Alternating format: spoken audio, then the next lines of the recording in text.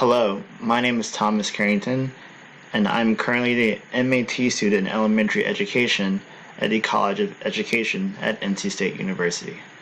The book that I've read and analyzed is called Making Sense of Mathematics for Teaching Girls in Grades K through 5. The central premise of this book is to promote girls' achievement in mathematics by increasing their engagement, excellence, and maximizing their potential. In order to do that, we must consider four things when analyzing girls and helping them develop in mathematics. We must consider the gender achievement gaps, perceptions, possibilities, and priorities. Perceptions refers to the beliefs, bias, and stereotypes that individuals hold about girls in mathematics. Possibilities refers to actions that I can take as a teacher to help engage them in preparing and facilitating opportunities for girls to learn mathematics effectively. And priorities refers to structures and policies that I can implement to help students and girls have access to and make sure that learning is more qualifying for them in achievement.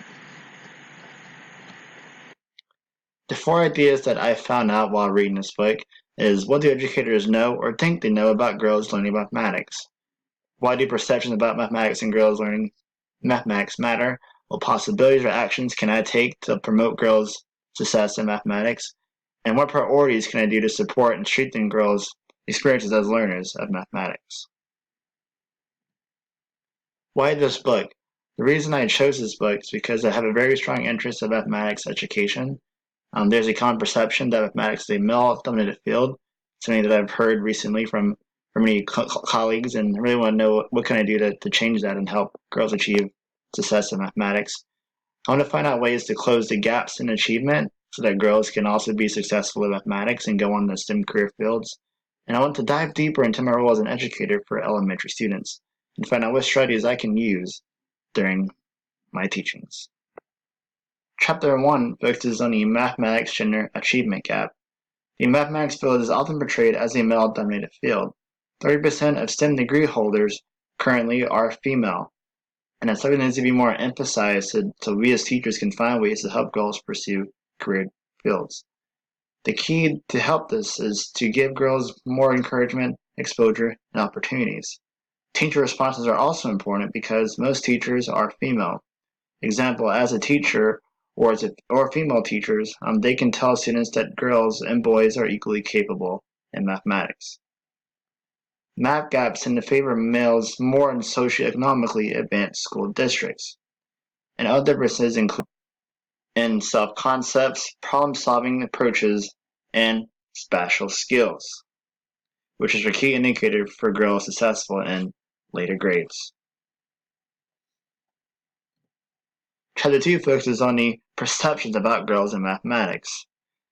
In the classroom, what I can do as a teacher is I can be positive. I can promote positive perceptions about girls in mathematics and anticipate that those positive perceptions will lead to positive results. Negative stereotypes about girls' abilities affect their success. It's important to be positive and encouraging as a teacher. Schools and districts can also help in helping out perceptions by setting authentic goals and support. You don't want to give up the perception that girls are incapable of excelling in mathematics, and providing support to girls to address problems beyond their aptitudes, such as developing positive attitudes, inventive strategies, supporting spatial growth, and also learning the role of female teachers. At school and home, teachers can establish relationships with parents and collaborate to support girls as leaders and recognize how important parents can be as resources. Example, I can tell girls that their intelligence can expand with experience and learning. Chapter 3 focuses on the possibilities of actions and activities that might promote girls' success in mathematics. There's 8 possibilities discussed in this chapter. And the first one was honoring diverse ways of doing mathematics, such as using differentiated instruction. Honoring diverse ways includes by recognizing that when girls make sense of problems and what strategies they can use to solve them. It's important to know as a teacher that everyone learns differently, and I can use sources of evidence to see how they solve problems using manipulatives. It can also foster classroom discourse, which is regarding oral communication, and involves in learning how girls share their thinking and talk about mathematics. For example, some of the ways that girls can share their thinking is by sharing explanations, justifications, strategies they use, and make vital arguments. about mathematics. You can also use hands-on learning, which involves using manipulatives, and this is used as evidence-based, and they can figure out what ways can they use manipulatives to solve problems in mathematics. I can also use questionable thinking. Let's just using how do you know would be an example of a question I can use. And questionable thinking is really important because it stimulates thinking, learning, and classroom participation. By doing so, girls become more invested in mathematics and want to figure out how to solve problems better. I can also use formative assessment as a possibility to help girls improve mathematics. And by doing so, I can provide immediate feedback regarding issues or concerns they have about grades or how to solve problems. And by using immediate feedback, they can reflect on their practices, on their strategies, and discover new ways of learning and how to solve problems in mathematics. I can also consider context for tasks, and the reason this is important is because when word problems only have things such as sports or video games, maybe it's something that girls might not relate to. So I can use problems such as involving dolls or things that girls like in order to help them connect with mathematics and want to be able to solve problems more faster and get more interested and invested in answering problems. I can also model the importance of mathematics for girls. By doing so, girls can become more confident in mathematics, can learn about the capabilities of using mathematics, and also be invested in other career fields such as STEM careers. I'm a role model for students and girls, and I want to be able to show that mathematics is important, that they use that to use for problem solving skills and interacting with others using mathematic problems. I'm also convey teacher expectations.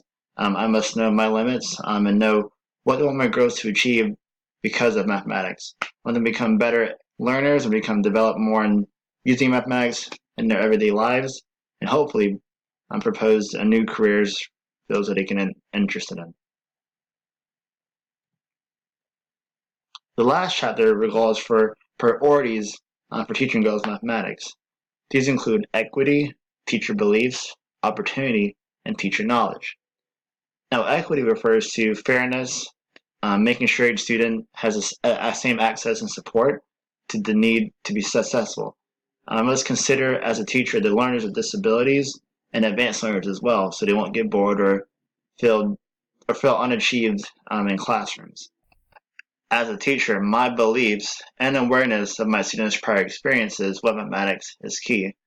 It's often considered that girls are perceived as less achieving than boys. What I want to do is to not believe that. I want to be that each student has that equal access and equal opportunity to become better in mathematics. I don't want to use my perceptions or judgments about girls to affect their learning and development. As an opportunity, it's important for me to be a role model for girls to increase their access to STEM careers, communicate with local industries in the community, and also sponsor clubs that highlight skills for girls in mathematics. Those clubs are usually within the school district. My knowledge is also important, so I must be able to continue professional development to address problems that come up and help girls continue to develop an understanding and learning. The key strategies that I will use in my future classroom is provide students, not just girls, but prescriptive and formal feedback regarding their performance and work. Example, let's say this scenario where regarding a math problem using Make a 10. I can say such as, I noticed that you've been using this strategy, Make a 10, in each of the examples we've used so far. What other strategies might you try? And by saying this can suggest students to try new strategies to answer problems. And the way this does is that it can activate my students' background knowledge about what they've learned today, what they've learned during the unit, what they've learned in their past classes, what they've learned at home to figure out what other ways can I solve this problem, this Make a 10 scenario, besides the strategy that I've used. And this can help them develop as learners and help them progress in mathematics. The last strategy that I will take away and now I use in my teaching To find out what problems girls are facing, I can just ask them questions. Certain questions I can ask them is, do you believe mathematics education is helpful for you? Why or why not? What do you like about mathematics? And where do you use mathematics in your daily life? By connecting to their daily lives, they can make mathematics relevant for them and figure out, I am really using mathematics in my daily life, and it's really important for me to learn this as a student. The last thing mark I will use is a quote I found that really connects with me mathematics and girls in general. Is some things will drop out of public eye and will go away, but there will always be science, engineering, and technology. And there will always, always be mathematics. And this is from Katherine Johnson, who is a mathematician and a recipient of the Presidential Medal of Freedom. It's important to learn everything. The STEM fields are equally important, but it's also really important to know mathematics. Mathematics is very key and incremental to future success as girls, as students, and as individuals.